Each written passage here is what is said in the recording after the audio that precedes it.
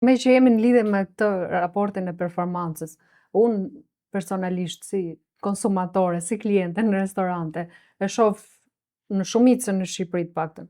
Kur ka fluks, cilësia e shërbimit dhe ushqimit bie te 50-qa, mos më poshtë %. Shiko, Pse ndodh kjo? mendoj që vetëm këtu domethënë e kemi këtë pjesën që sa më shpejt, lutem. Vjen ulet edhe thotë dua këto gjëra, por i kam nxitim dhe pastaj rrin 3 orë.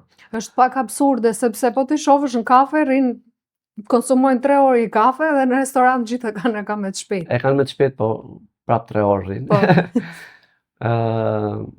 Por që ne duam të marrim cilësinë. Edhe nuk mund ta rregullojmë duke nxjerrë gjërat sa më shpejt aty. Çdo gjë ka kohën e saj,